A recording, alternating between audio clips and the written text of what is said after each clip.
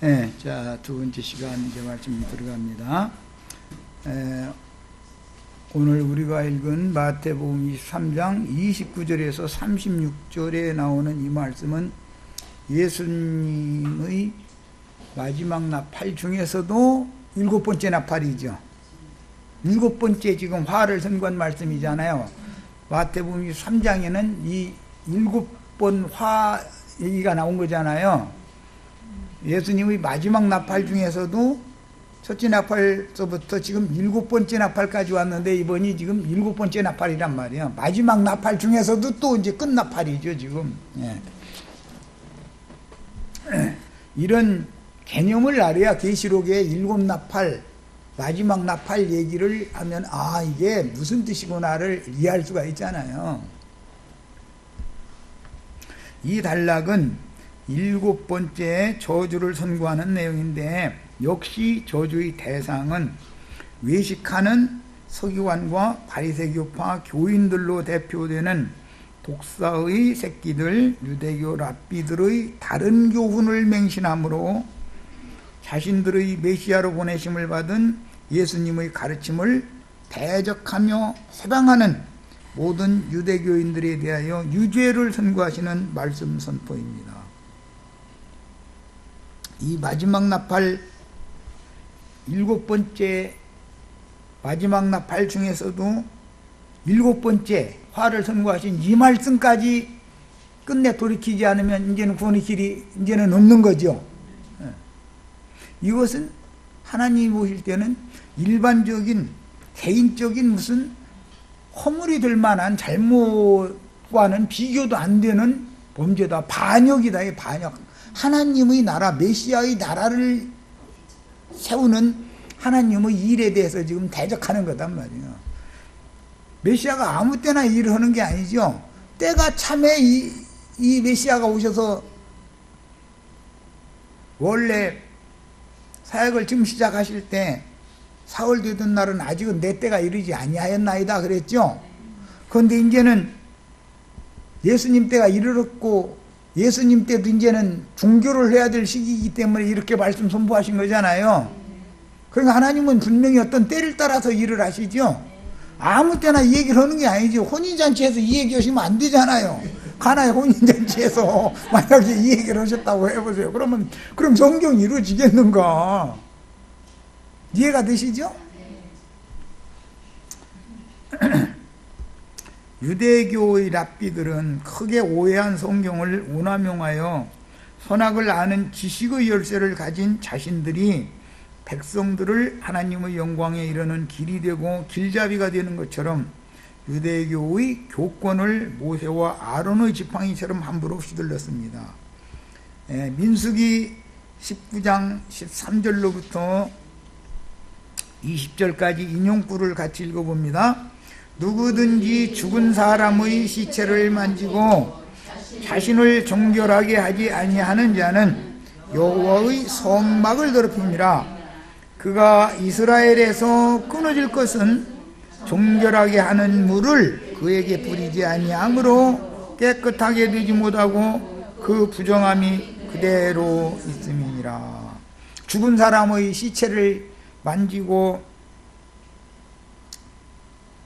안식일이나 절기에 참여하면은 여호와의 성막 자체를 더럽히는 죄이기 때문에 이것은 이스라엘에서 끊어지는 것은 영원한 멸망을 상징하는 거죠. 개인적인 형벌과는 다른 얘기인 거예요. 이것은. 자, 14절 장막에서 사람이 죽을 때의 법은 이러하니 누구든지 그 장막에 들어가는 자와 그 장막에 있는 자가 이래 동안 부정할 것이며 뚜껑을 열어놓고 덮지 아니한 그릇은 모두 부정하니라. 어떤 장막에서 사람이 죽는데 뚜껑이 열렸어, 그릇이. 그러면 그 죽은 사람 때문에 뚜껑 열린 그릇 다 부정하는 거야, 이제. 자, 16절 누구든지 들에서 칼에 죽은 자나 시체나 사람의 뼈나 무덤을 만졌으면 이래 동안 부정하리니 그 부정한 자를 위하여 죄를 깨끗하게 하려고 불살은 재를 가져다가 흐르는 물과 함께 그릇에 담고 정결한 자가 우슬초를 가져다가 그 물에 찍어 장막과 그 모든 기구와 거기 있는 사람들에게 뿌리고 또 뼈나 죽임을 당한 자나 시체나 무덤을 만진 자에게 뿌리되 그 정결한 자가 셋째 날과 일곱째 날에 분명히 여기 창세기에서 인용하는 몇 번째, 첫째 날이니라 둘째 날이니라 셋째 날이나 정확한 표현이죠. 여기도 셋 날과 일곱 날이라고 할 자신 있어? 일곱 날의 비밀 가지고 그렇게 말장난하는 사람들한테 한번 좀 물어보세요. 이 구절 딱 갖다가 여기도 셋 날, 일곱째 날이라고 그 비밀이라고 그 말할 자신 있나 한번 물어보세요. 그 부정한 자에게 뿌려서 일곱째 날에 그를 정결하게 할 것이며 그는 자기 옷을 빨고 물로 몸을 씻을 것이라 저녁이면 정결하리라. 사람이 부정하고도 자신을 정결하게 하지 아니하면 여호와의 성소를 더럽힘이니 그러므로 회중 가운데에서 끊어질 것이니라. 그는 정결하게 하는 물로 뿌림을 받지 아니하였은즉 부정하니라. 이스라엘의 종에서 끊어지는 것은 영원한 영적 심판이죠. 자, 평토장한 무덤, 마태복음에는 회칠한 무덤, 너희는 회칠한 무덤이다 압달라에서 그랬죠. 여섯 번째 재앙을 선고하실 때는 마태복음 24장에 서기관과 바리새인들 보고 너희는 회칠한 무덤이다 그랬잖아요. 그런데 누가복음에서는 평토장한 무덤이라고 그렇게 표현했어요. 그렇죠? 자, 그런 자들은 유대교 랍비들을 의미한 말인데 그들이 다 죽은 시체들이고 무덤들이다 이거요. 그들이. 그런데 평토장한 무덤은 평지인 줄 알고 이렇게 밟을 수 있죠. 그냥 뭔 뜻이에요? 너무 그럴싸하고 너무 인자하고 온유하고 좋은 모습으로 나타나니까 그들을 쉽게 접촉할 수 있다 그 말이잖아요. 나도 아니처럼 막걸리 타입 이런 음성이 나오면 접촉을 잘 안 하려고 그러니까 뭐 부정 탈 일이 없는데 접촉하기가 쉬운 사람들이잖아요. 평토장한 무덤이니까 이게 무덤인지 평지인지 모르고 그냥 가는 거 아니야. 다 상징이지. 그래서 그들의 가르침을 무턱대고 맹신하다가는 죽은 시체나 무덤을 만지는 자가 되기 때문에 그러면은 예수님의 말씀으로 재물 만들어 가지고 뿌려서 거룩하게 돼야죠. 평토장한 무덤, 회칠한 무덤이 강대상에서 강론을 할 때 아무 분별도 없이 아멘 아멘 하고 받아들이면 시체를 만지는 자고 무덤을 밟은 자가 되는 거잖아요. 그래가지고 사망의 독이 온 회막 전체 성막에 다 퍼진다는 거잖아요. 그게 뭔 비유예요? 강대상에서 설교하는 거짓 선지자의 증거를 무턱대고 맹신해버렸다가는 그 예배당에 모이는 사람들 다 부정하게 된다 지금 그 말이잖아요. 그런 말이지 무슨 놈의 물론 평토장하는 것은 유대 사회에서는 가난한 자들은 돌무덤을 살 돈이 없으니까 사람 시체 안 묻은 것처럼 밤에 그냥 몰래 갔다가 그냥 묻어버리고서는 거기다 판판하게 만들어서 시체 안 묻은 것처럼 이렇게 딱 해버리는 거야. 그래야 시체는 지어야 되겠고 어떻게 해. 평민들은 그런 경우가 많았다는 거예요. 다 비유지 이게 다.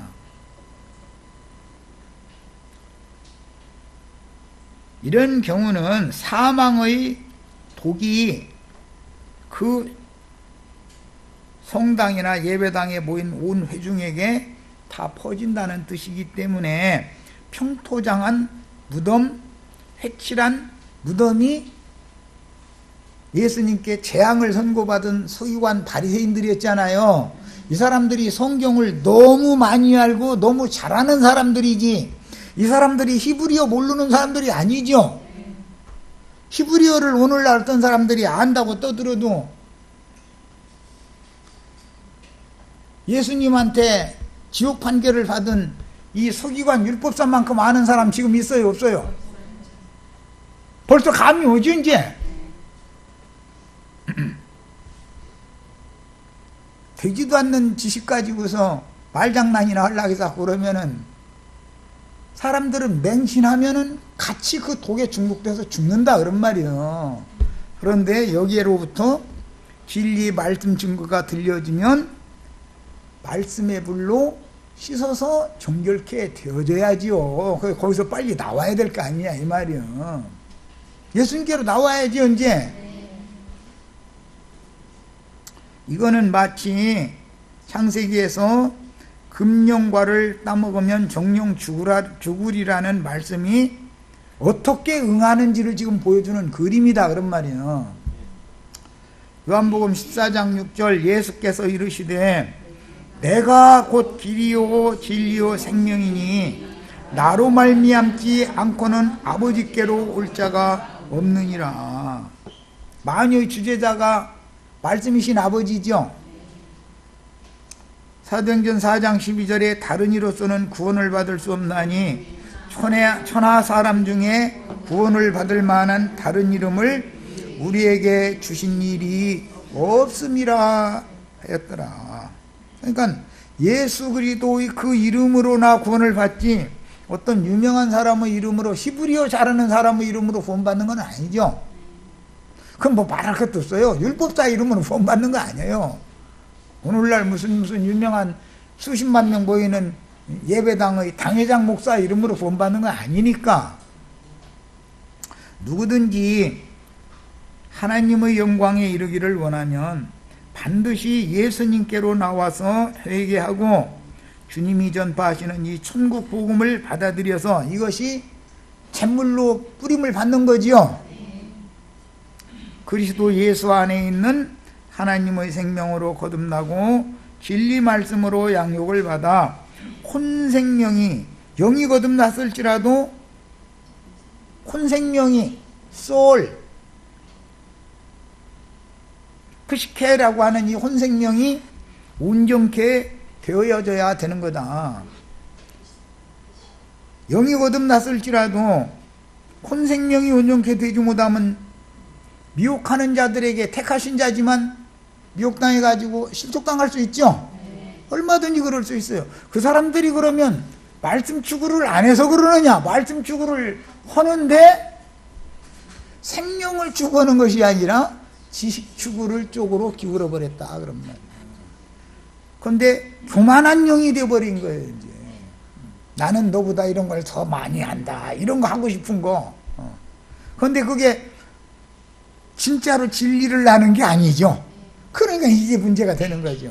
그래서 교만한 자들은 자기의 교만한 지식이 도끼가 되어져가지고 자기 발등 딱 찍고서 거꾸러지게 만드는 것이 하나님 지혜라는 거단 말이에요.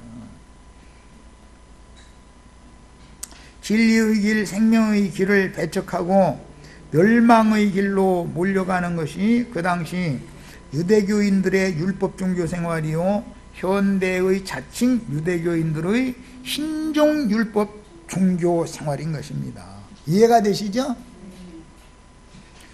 예수님 때만 이런 것이 아니다 이거요. 매 세대에 그 영은 그 영을 낳게 마련이다. 본문 말씀에 너희는 선지자들의 무덤을 만들고 의인들의 비석을 꾸미며 이르되 이랬는데 이스라엘은 대대로 추앙받은 사람이나 영웅을 위해 무덤을 만들고는 무덤에 기념비석을 세웠는데 우리나라도 셈족이기 때문에 지금은 그런 걸 별로 않지만 아주 옛날에는 있는 집안 사람들은 산판에다가 석수쟁이들한테 주문해가지고 만드는 돌덩어리 갖다 옮기느라고 난리였었죠. 거기다가는 이 아무지파 뱃대손 아무개인데 벼슬은 뭐를 하고 뭐 노는 몇 평을 있었고 막 종들은 몇 명 받고 이런 거 쭉 이렇게 해가지고서 그런 거 다 보셨죠 가끔.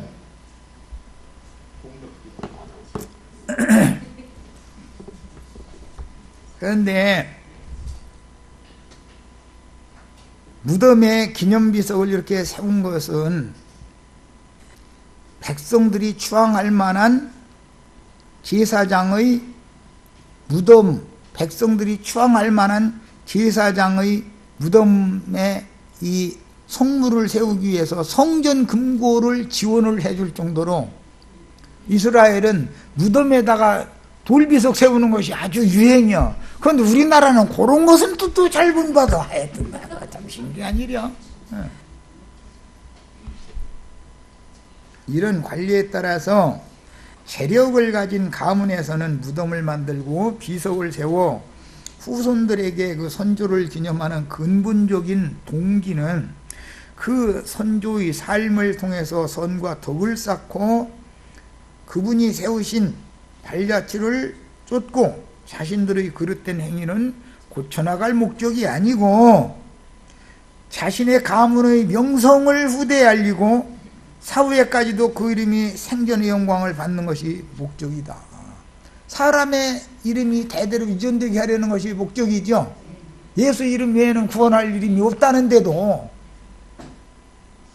인간들은 세상에 자기 이름을 내려고 주님의 이름을 무시하는 것이 통상적인 관습으로서 창세기 10장에 보면 사람들이 바벨에 모여가지고 우리 이름을 내고 흩어지지 말자, 자기네들 이름 내는 것을 주장하죠.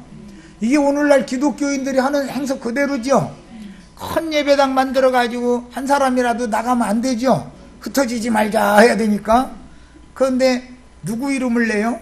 우리 목사님 이름을 내는 거죠. 이제 아무개 목사님 설교 들어봐 이렇게 나가죠. 성경 몇 장 몇 절에 주님께서 뭐라고 말씀하셨나 그것 좀 읽어봐 라고는 않죠. 입에 붙은 게 우리 목사님 설교 들어보라는 거잖아요. 아니 왜 사람의 설교를 들으라고 소개를 합니까? 성경 몇 장 몇 절에 이런 말씀이 있는데 그것 좀 읽어봐라고 소개를 해야 맞죠. 이해 안 돼도 넘어가야 돼. 할 수 없어. 이것은 뭐 다투서 해결된 문제도 아니고. 물론 부분적으로 사람들이 아무리 성경을 읽어도 못 깨달으니까 어떤 분이 그 구절에 대해서 이렇게 말씀을 강론해서 가르쳤는데 그걸 듣다 보니까 많은 깨우침이 있더라라고 소개해 줄 수는 있죠. 그러나 궁극적인 목적은 어떤 성경에 대한 것을 소개하고자 하는 것이 목적이지 그 사람을 소개하는 것이 목적이 되면 안 된다 그런 말이에요. 그래서 또 우리 형제 자매님들 또 어디 가서 전도를 해놓고 나서 나 형제님 말씀 좀 들어봐 이러시면 안 된단 말이에요. 나 형제님 말을 들을 게 아니죠. 성경을 가서 읽는데 그 성경이 잘 깨달음이 안 오면 나 형제님이라는 분이 가르친 말을 내가 들어보니까 이렇게 설명을 해주는데 그 말을 듣고 나니까 드디어 깨달아졌다. 네, 이렇게 소개를 하는 것과 성경 자체를 소개하기 위해서 하는 것과 사람에게 사람을 인도하기 위해서 하는 것은 다른 얘기다라는 말이에요. 나형제님 망하면 같이 망할 거예요? 마태복음 23장 30절 만일 우리가 조상 때에 있었더라면 우리는 그들이 선지자의 피를 흘리는데 참여하지 아니하였으리라 한다는 거예요. 그거 보면 참 우리 같으면 선지자 안 죽였어 그렇더라는 거죠. 그런데 선지자 중에 선지자가 오니까 죽이려는 게 이 사람들이죠. 그러니까 살인자는 처음부터 살인한 자요 거짓의 야빈 마귀의 영은 대대로 유전된다 지금 그 말이죠. 죽이는 자의 노선이 있고 죽임 당하는 자의 노선이 생명의 노선이 따로 있는 거예요. 사망의 노선과 생명의 노선이 있어요. 비석을 세워서 후세에까지 자기 이름을 남긴 선조들의 후손들인 예수님 당시 율법사와 바리새교파의 교인들은 비석에 새겨진 자신들의 조상이 왜 후세까지 유명한 이름을 남겼는지를 스스로 밝히고 있는 말입니다. 현세의 율법사들과 바리새교파 신자들의 조상들이 선지자들의 피를 흘리는 데 참여한 유명한 조상들이라는 것을 스스로 밝힌 이들도 역시 자신들의 묘에 비석을 세우고 당시에 어떤 유명한 이름을 날리는 것을 돌에 새겨서 후세에 남길 것이니 자신들에게 보내신 선지자 중의 선지자인 예수님을 죽인 자들로서 당시에 그들이 다 유명한 자들이었다고 돌비에 새겨서 후세에 남길 거다 그런 말이에요. 그래서 기독교계에서는 꼭 강대상에서 보면 칼뱅이 이렇게 말했다, 루터가 이렇게 말했다, 뭐 그런 말 많이 하죠. 소크라테스가 이렇게 말했다, 맹자가 이렇게 말했다. 아니, 그 사람이 그렇게 말을 한 것과 성경 말씀을 말하는 것은 개념이 다르죠. 성경 말씀에 대해서 설명을 하느라고 그 사람이 말을 인용을 한 것일 거예요, 물론. 그런데 목적을, 성경의 말씀을 사람들에게 가르치고 성경 말씀께로 돌아오게 만드는 데 목적을 두는 것이 아니라 사람을 자꾸 갖다 들먹거리는 것은 그 사람이 그만큼 이름만 대면 다 알만 하니까 그 사람을 자꾸 인용하는 거죠. 나도관 형제라는 사람이 이렇게 말했다라고는 설교 안 해줄 거예요, 아마.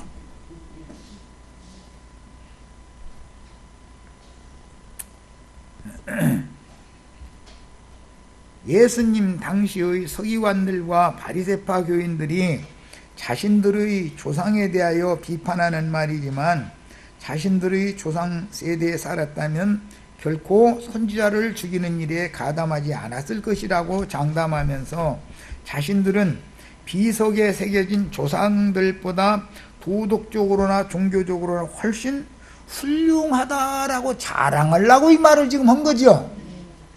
그런데 예수님이 들어볼 때는 그러면 너 입으로 너희가 그 사람들이 후손이라는 거, 너희는 너희 조상이 뱀의 영으로 난 마귀 자식들이고 너희가 그 후손이라는 거 증명하는 거 아니야. 지금 예수님 들어올 땐 또 이렇게 들리죠. 이게 참. 마태복음 23장 31절입니다. 그러면 너희가 선지자를 죽인 자의 자손임을 스스로 증명하미로다.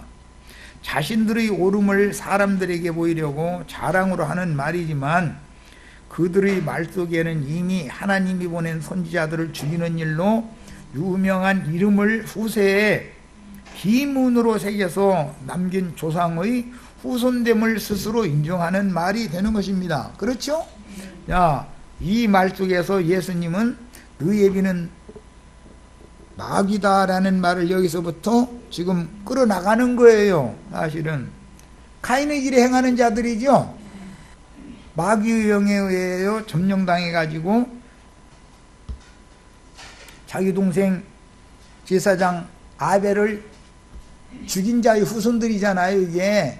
그래서 뱀의 후손과 여자의 후손 얘기가 지금부터 드러나기 시작한 거죠. 이런 자들이 신앙을 바꿈으로 참 신께로 돌아와서 육신적인 후손으로 끝나는 문제라면 그들의 자기 자랑이나 변명이 정당하지만 육신적인 선조들의 신앙을 유전받아 그 당시에는 그들의 또 예수님을 죽여서 그 조상들이 흘린 피의 양을 일단 마감을 하는 자들이잖아요.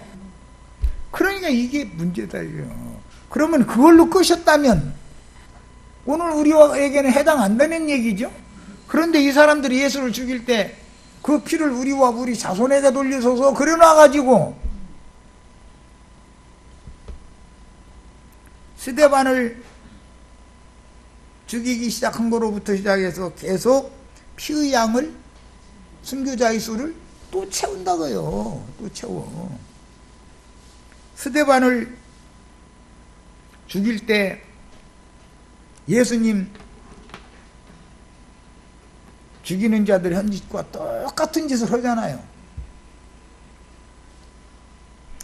육은 육을 낳지만 어떤 영은 어떤 영을 낳는 것이니 부모의 본과 교육이 얼마나 후세에게 지대한 영향을 끼치는지를 알 수 있는데, 신앙을 개종시키는 문제는 새 생명을 유전시키는 문제입니다. 그러므로 가인의 길에 행하는 자들인 라멕, 니므론, 아합과 이세벨, 여호람과 아달랴, 예수를 죽인 자들, 주의 증인들을 죽인 최초의 이제 주의 증인은 스데반이었는데, 스데반부터 계시록에 저희 동무 종들도 노이와 같이 죽임을 당해서 그 수가 차기까지 하라 하는 그 수를 채우는 자들이 대를 이어간다는 거잖아요, 지금. 자, 이제 23장 32절입니다. 너희가 너희 조상의 양을 채우라. 이 말씀 속에도 이미 때와 기한이 정해져 있고, 언제까지 가면 그 양이 딱 차는 때가 오는 거죠. 계시록 용어로는 하늘 성전의 제단 아래에서 호소하는 자들과 같이 죽임을 당한 자의 수가 차는 때가 온다는 거잖아요. 반드시 하나님은 때와 기한을 정해두시고 아마니 이 일을 계속 해나가시는 것이다 라는 거예요. 너희는 앞선 세대의 선지자들을 죽이는 악행을 저지른 것을 부끄러워하지 않고 그 당시에 기득권을 누리던 자들로서 자기 이름을 후대까지 비문에 새겨 남긴 마귀 자식들의 후손들이라고 스스로 증거했습니다. 그러니 이제 너희가 너희 선조들이 범한 죄악의 양을 채워서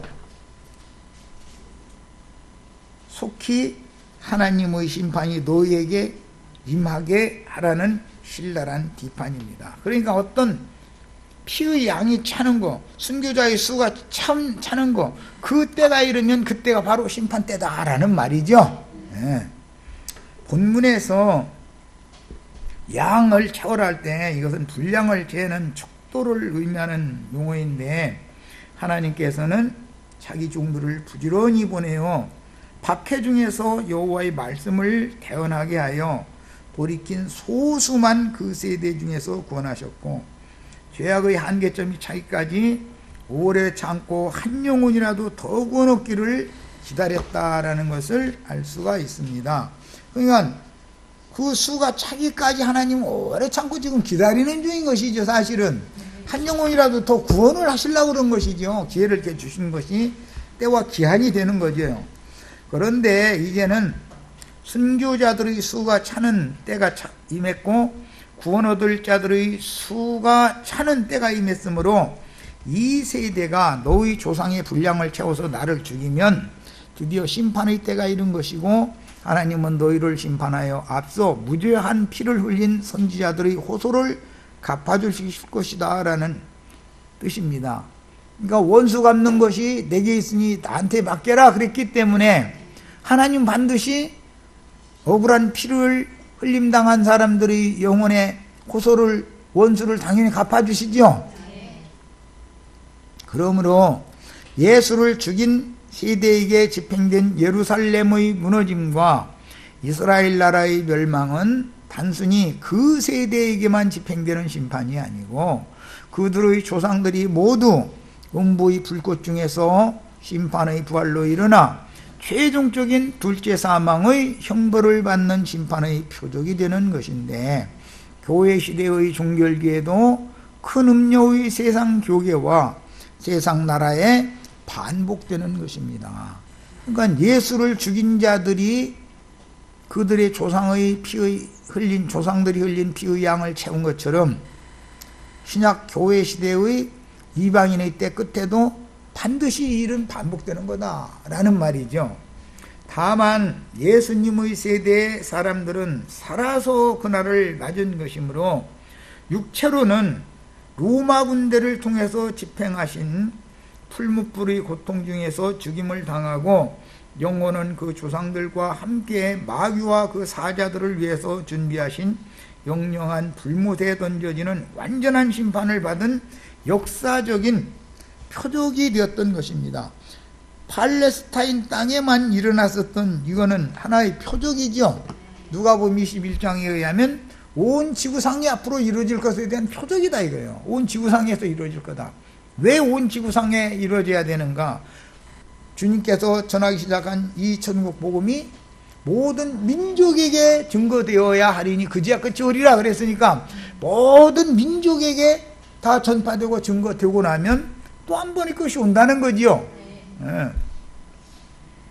창세기 6장 5절 여호와께서 사람의 죄악이 세상에 관영함과 그 마음의 생각의 모든 계획이 항상 악할 뿐임을 보시고 그랬어요. 욥기 35장 6절에 네가 범죄한들 하나님께 무슨 영향이 있겠으며 네 죄악이 관영한들 하나님께 무슨 관계가 있겠으며 그리고 이제 욥에게 주시는 그 친구들이 이제 말인데 그 다음에 15장 16절 네 자손은 4대 만에 이 땅으로 돌아오리니 이는 아모리 족속의 죄악이 아주 가득 차지 아니하였습니다 하시더니 이 말은 한 면에서는 구원할 자의 수도 채우지만 한 면에서는 심판할 자들의 죄악이 가득 차기까지를 기다리시는 거다. 그 말은 오래 참고 기다리시는 목적은 한 영혼이라도 더 구원하시려는 뜻으로 흐르는 것이죠. 그러다 보니 때와 기한이라는 것이 있게 되는 거다 그런 말이에요. 여호와 하나님은 이 세상에서 구원 얻을 자들의 수를 채우기 위해 오랜 시간 동안 많은 세대들이 오고 가는 동안 그 종 선지자들을 때를 따라 보내셔서 구원의 말씀을 태어나게 하심으로 그분의 말씀을 사람들에게로 보내십니다. 선지자들의 증언을 할례받은 마음의 영으로 듣고 돌이켜서 여호와께로 돌아오는 자는 극히 드물고 사람끼리 영광을 주고받으며 죄악이 정수리까지 채워진 자들의 수도 채워지게 받습니다. 지옥 자식들의 수도 채우는 것이다. 천국의 자녀들의 수만 채우는 게 아닌 것이죠. 양면에서 수를 채워가는 거죠. 하나님은 항상 때를 정해 두시고 그분의 일을 조금도 오차가 없이 진행하시므로 인간들의 죄악이 하늘에 사무치도록 차기까지 오래 참으시지만 한계점이라는 것이 있는 것이니 아브라함의 자손이 준비될 때까지 가나안 족속의 죄악은 하늘에 닿도록 채워지게 되는 것이다. 항상 양면에서 일을 하신다라는 말이에요.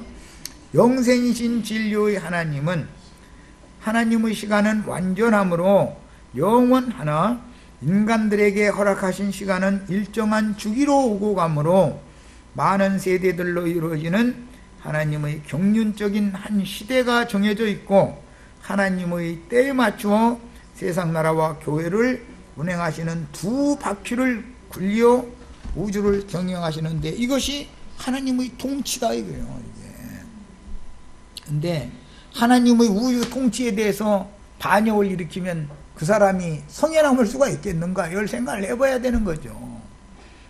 각자의 인생의 수레바퀴도 하나님의 경륜에 맞추어 자기 세대 가운데에서 각자가 구원을 얻고 이룬 후에 데려가심을 받아 음분학원에서 오는 부활의 때를 기다리다가 마지막 나팔 소리가 들릴 때 즉 첫째 나팔로 일어나서 신부성에 데려가심을 받아야 하는 것이다. 그리고 주와 함께 오는 새 세상에 함께 내려와서 약속하신 주님의 왕국을 유업으로 받아 누려야 하므로 반드시 하나님께서 정하신 때와 기한에 맞추어 우주를 통치하시는 경륜적인 우주 경영에 대하여 밝아져서 절대 하나님의 통치에 대해서 순종해야만 하나님의 동역자로 메시아의 왕국을 함께 경영하는 왕같은 제사장들이 될 수가 있는 것입니다. 그러므로 하나님이 정해두신 때와 기한에 대하여 성경 여러 곳에 기록하신 말씀들을 종합적으로 깨닫고 하나님의 약속이 실현되는 그날을 고대하며 깨어서 근신함으로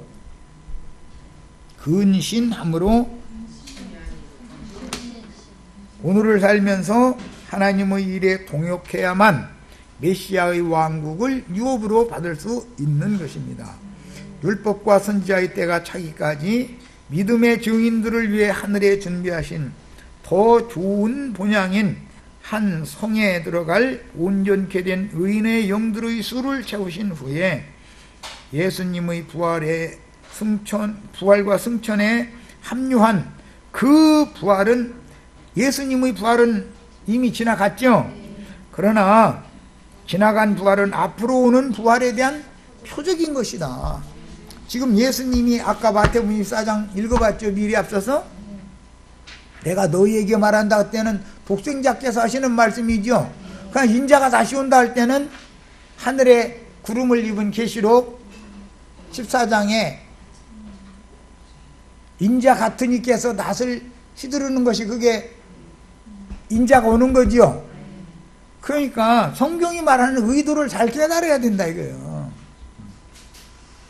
주님은 그 영의 말씀으로 오는 부활의 때를 또 약속하셨으니 교회 추수를 종결하는 때인 이방인의 때 끝에 호련히 임하는 부활 때에는 금기름을 붓는 증인들의 나팔 소리가 모든 족속에게 들리게 마련이니 오늘날도 어떤 증언을 들으면 유심히 들어야 한다. 하나님은 항상 슬기롭고 지혜 있다 하는 자들에게는 감추시고 보기를 원합니다, 듣기를 원합니다 하는 겸손한 자들에게는 자신을 나타내 보여주시는 것이 하나님의 하시는 일이죠. 그래서 지식의 열쇠를 가져가 가지고 천국문을 막고서서 들어가려 하는 자들도 자신도 들어가지 않고 들어가려 하는 자들도 막아서는 자들을 조심해야 된다 이거예요. 그들이 지식의 열쇠를 갖고 있는 것 때문에 속으면 안 된다고요.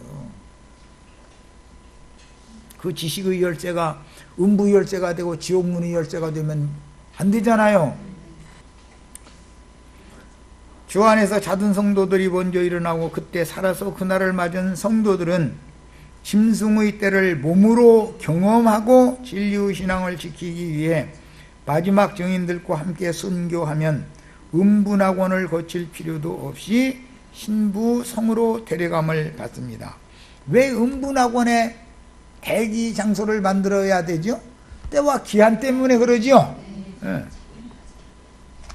기독교계는 죽으면 천당으로 바로 간다고 지금 가르치잖아요. 그렇게 가르치잖아요. 이 생에서는 잘 먹고 잘 살다가 죽으면 천당 이거잖아요.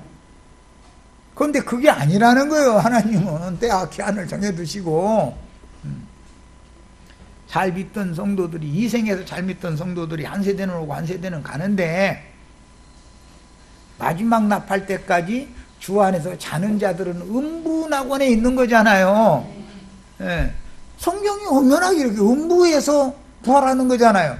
그때 마지막 나팔소리와 함께 첫째 부활로 일어나야만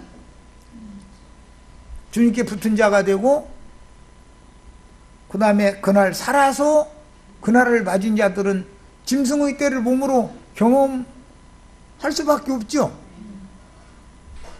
마지막 추수를 하는데 도와주는 게 짐승들이잖아요. 짐승들은 육신의 몸은 죽여주고 영혼을 어찌하지 얻어는 자죠.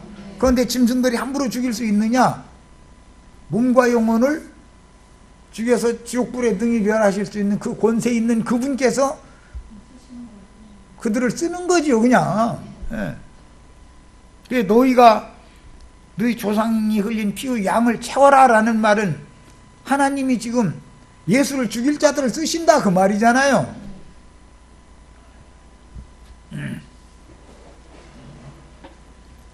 전에도 없고 후에도 없으리라고 예언하신 큰 환난의 때인 짐승 때를 몸으로 경험하고 살아남아 다음 시대로 연결되는 사람들은 그루터기라고 그러죠. 이 생에서 옳은 변장들로 분별되어 어린 양의 장막에 가입되어 오는 새 세상의 그루터기로 남고 왼편 염소들은 마곡 백성들이 되는 것입니다. 이 1000년 동안은 이 마곡 백성들이 오늘날의 이런 민주주의 해가면서 멋대로 살아도 되고 이런 것이 용납이 안 되는 시대가 당연히 오는 거죠. 그들은 철장 권세를 통해서 이제는 엄격한 치리를 받아가지고 세상 말로 딸싹 못하게 만들어 놓는 시대가 오는 거예요, 이제. 그리고 오른편 양무리의 장막으로 전도하는 인마진 이스라엘 12지파의 영원한 복음 전파가 계속되기 때문에 그때 철장 통치를 받던 마곡 백성들이 회개하고 돌이키면 어린 양의 장막에 들어갈 수가 있는 거잖아요. 오늘날은 세상에서 회개하고 돌이키면 어린 양의 장막이 교회니까 교회 안에 들어올 수 있는 것처럼, 자, 의의 거하는 바 새하늘과 새 땅이 나타난 그때에 마곡 백성들은 인마진 12지파에 의하여 그 1000년이 차기까지 전도를 받아 누구는 구원을 얻고 전도를 받아들이지 않는 영혼은 그 1000년이 찬 후에 크고 흰 보좌의 심판대에서 최후 판결을 통해서 영멸을 당하게 됩니다. 자, 이제 23장 33절로 갑니다. 뱀들아, 독사의 새끼들아, 너희가 어떻게 지옥의 판결을 피하겠느냐. 이건 최종 선고지요. 이제 지옥 판결을 피할 수 없다. 왜? 예수를 죽일 자들로 하나님이 그들을 쓰시기로 작정됐다라는 걸 알 수가 있는 거죠. 만약에 오늘 사는 현 세대가 하늘 성전의 제단 날에서 호소하는 자들의 기도가 응답되는 세대라면 오늘날의 세대가 또 순교자의 수를 채워주는 그 일로 쓰임을 받고 나서 지옥 판결을 피할 수 없는 거죠. 이렇게 되는 거다. 주님의 이 말씀은 너희가 죄악의 양을 채우라라는 의미로만 읽으면 주님의 안타까운 마음을 오해하는 것이니, 그냥 단순히 사람 죽여서 피의 양을 채우라, 그것이 죄악이다, 이제 이렇게만 읽으면 안 된단 말이에요. 이 말 속에는 이렇게 심한 말로 신랄하게 당세의 율법사들과 바리새파 교인들의 죄되고 날카로운 송곳 같은 말씀으로 쳐서 말씀하시는 이유는 이제라도 돌이켜라 라는 뜻인 것이죠. 예수님의 마음은 항상 일관된 거예요. 이 세대에게 우리가 전하는 말씀도 이제라도 돌아와라. 많은 물에 앉은 큰 음료, 애미 음료의 큰딸에게서 나왔다고 자부하지만 작은 딸 개신교계가 대낮도 행음을 하고 있다, 거기서도 나와야 된다 이렇게 외치면 이걸 거부하면 안 된다 이거예요. 당연히 드려야 되는 것이죠. 그럼 나와서 어디로 가느냐고. 어디로 가? 성령과 신부가 오라 하시는 곳이 있다는 거잖아요. 그곳으로 가면 되는 거예요. 노골적으로 여기 오면 금기름 부어준다는데도 왜 안 와? 마지막으로 기회를 주시는 중이므로 할례받은 기로 말씀을 듣고 회개하고 복음을 믿는다면 한 시대를 마감하는 경점에서 최후로 구원을 얻어 오는 새 시대를 위한 그루터기로 남게 되지만, 끝내 유대 종교의 교권을 함부로 휘두르며 어리석은 신자들에게서 헌금 갈취하는 악행을 버리지 않고 도리어 자신들의 메시아인 예수를 죽이는 짓을 행한다면 마지막 기회마저도 잃게 되는 것이다. 지금이 구원의 마지막 기회다라는 것이죠. 그러니까 물론 주님은 인자 예수를 죽인 자들에게도 사도행전에 가보면 너희가 오리라 한 예고된 그 선지자를 죽였다. 너희 살인자들이 아니냐 하고 베드로와 11사도가 외쳤죠. 그럼 형제들아, 그럼 우리가 어떻게 해야 되냐? 그럼 주 예수 그리스도 이름으로 회개하고 침례를 다시 받아야 된다는 거예요. 그리고 주님의 교회로 돌아와야 되는 거예요. 이게 자기 백성을 이렇게 선고에 최종 선고를 내렸지만 그대로 심판을 집행해버리지 않고 한 번의 기회를 더 주었어요.